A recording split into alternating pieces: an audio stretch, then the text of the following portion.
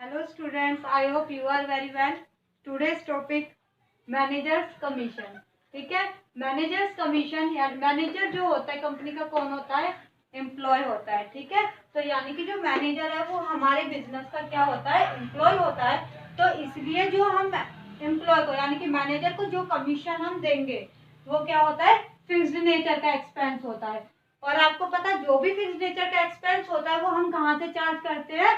Profit and loss account से. ठीक है, तो अगर क्वेश्चन में आपको मैनेजर्स कमीशन दे रखा है तो आपको सबसे पहले profit and loss appropriation account से पहले क्या बनाना पड़ेगा? पी एंड एल अकाउंट यानी कि प्रॉफिट एंड लॉस अकाउंट. देखिए इधर, so commission paid to the manager is an expense for a business, so it will be shown in P and L account. ठीक है, और कौन सी साइड शो करोगे? Debit side. क्लियर? तो सबसे पहले अज्यूम कर लो कि जो प्रॉफिट है आपका ड्यूरिंग द ईयर, आपको जो प्रॉफिट हुआ है वो कितना हुआ है? आपको 2 लाख रुपीज का. तो 2 लाख पे आप मैनेजर को क्या दे रहे हो? 10% कमीशन पे कर रहे हो. तो यानी कि 2 लाख पे आप 10% कमीशन दोगे तो कितना निकलेगा आपका? 20,000. तो आप तो मैनेजर को कमीशन कितना दे रहे हो आप? 20,000. ठीक है, तो अब प्रॉफिट में से जो आपने कमीशन पे किया है एक्सपेंस, उसको क्या कर दोगे आप? लेस. तो प्रॉफिट कितना आ गया आपका? 1,80,000. अब इस 1,80,000 को प्रॉफिट को आप कहाँ ट्रांसफर करोगे? Profit and loss appropriation account में. क्यों? क्योंकि अभी इसमें से पार्टनर्स के जो एक्सपेंसेस है अभी वो चार्ज नहीं हुआ, तो it will be transfer to profit and loss appropriation account. Entry क्या होती है? जब आप प्रॉफिट को यानी कि पी एंड एल के प्रॉफिट को जब आप प्रॉफिट एंड लॉस एप्रोप्रिएशन में ट्रांसफर करते हो तो एंट्री क्या होगी आपके बच्चे? Profit and loss account debit to profit and loss appropriation account. आपको पता है प्रॉफिट का कौन सा बैलेंस होता है? क्रेडिट. तो इसलिए अब आप इसको क्या करोगे? डेबिट. क्यों? क्योंकि आप पी एंड एल के प्रॉफिट को कहाँ ट्रांसफर कर रहे हो? Profit and loss appropriation account में. ठीक है, आपने यानी कि ये 1,80,000 कहाँ ट्रांसफर कर दिया? प्रॉफिट एंड लॉस अकाउंट में. अब इसमें से क्या चार्ज करोगे आप? पार्टनर्स के एक्सपेंसेस यानी कि सॉरी जो आपके बिजनेस के एक्सपेंसेस होते हैं जो आप पार्टनर को पे करोगे, जैसे कि interest on capital, partner salary और कमीशन. तो हमें ये जो प्रॉफिट चाहिए होता है ये कौन सा चाहिए होता है आपको? Before charging appropriations. Appropriations means जो पार्टनर से रिलेटेड एक्सपेंसेस होते हैं. Now next is partners commission.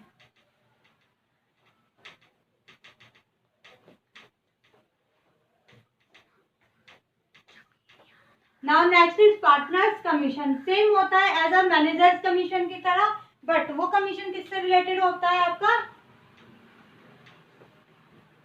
Partner से रिलेटेड. ठीक है, तो इसलिए जो पार्टनर का कमीशन है वो आप कहाँ शो करोगे? Profit and loss appropriation account में. क्लियर? देखिए इधर, नाउ सबसे पहली बात कि आप पार्टनर्स के कमीशन को कैसे कैलकुलेट करोगे? फर्स्ट पॉइंट यानी कि फर्स्ट केस में क्या है?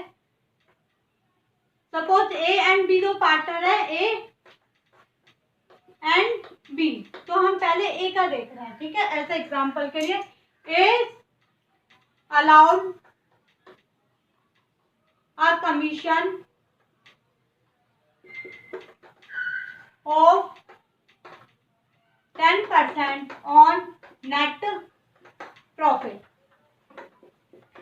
तो यहीं पे हम इसी एग्जांपल को आगे कंटिन्यू करते हैं. मैंने यहाँ पे क्या बताया था कि आपका जो नेट प्रॉफिट आया है वो कितना आया? 1,80,000. तो यहाँ पे नेट प्रॉफिट 1,80,000. इसमें क्या बोला है? ए को जो हम कमीशन पे करेंगे वो 10% करेंगे किस पर? नेट प्रॉफिट पर. तो नेट प्रॉफिट कितना है आपका? 1,80,000. 1,80,000 पर आप क्या कराओगे? लगाओगे 10% कमीशन. तो 10% आप इस पे कमीशन लगाओगे तो कितना आ जाएगा आपका? 18,000. तो ए को जो आप कमीशन दोगे वो कितना दोगे? 18,000. तो यहाँ पर जो आप लिखोगे ए का कमीशन कितना लिख दोगे आप? 18,000. क्लियर? अब next case, case number second. अब इसी एग्जांपल को यहाँ पे अगर हम कंटिन्यू करते हैं, मैं एज्यूम कर रही हूँ कि जो हम इंटरेस्ट ऑन कैपिटल पार्टनर को दे रहे हैं वो हम 30,000 दे रहे हैं और पार्टनर को जो सैलरी दे रहे हैं वो हम कितनी दे रहे हैं 10,000। क्लियर। अगर मैं इधर लिखती हूँ A allowed a commission 10% of profit 10% of profit, but after charging interest on capital and salary, but before charging his commission. Clear. जो इसकी लैंग्वेज है बच्चे उसको ध्यान से समझना। इसमें क्या बोला है साइन केस में कि ए को जो हम कमीशन दे रहे हैं वो कितना दे रहे हैं हम 10% of profit means net profit, but after charging, लेकिन क्या चार्ज करने के बाद interest on capital and salary, but before charging, इस वर्ड को ध्यान रखना बच्चे, before charging his commission.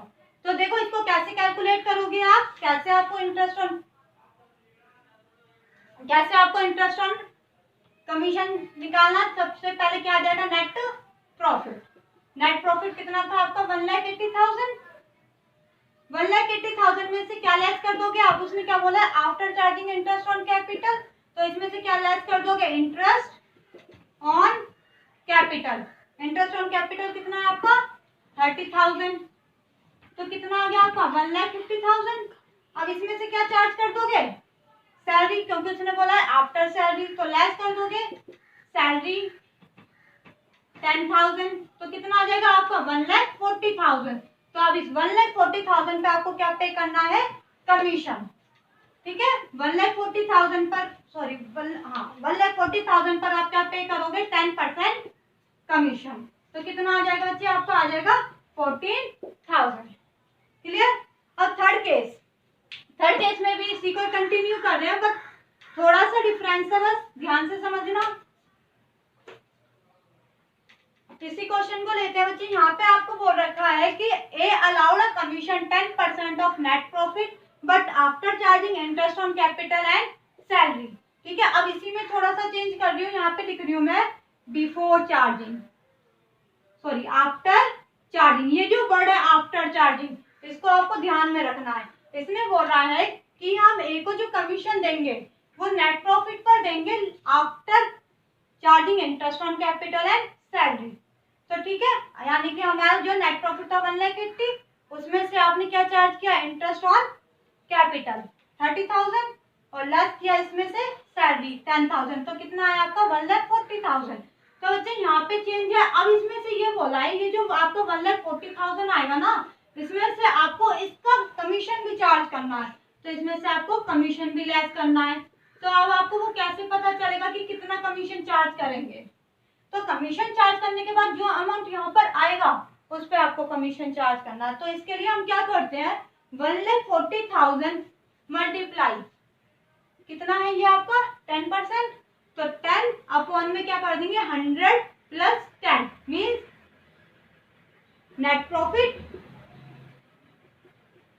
Multiply rate upon में 100 प्लस रेट। ठीक है, तो कितना हो जाएगा आपका ये 1,40,000 मल्टीप्लाई 10 अपॉन में 110। तो जो भी आपका अमाउंट आएगा that is interest, that is commission. किसका कमीशन ए का कमीशन। क्लियर।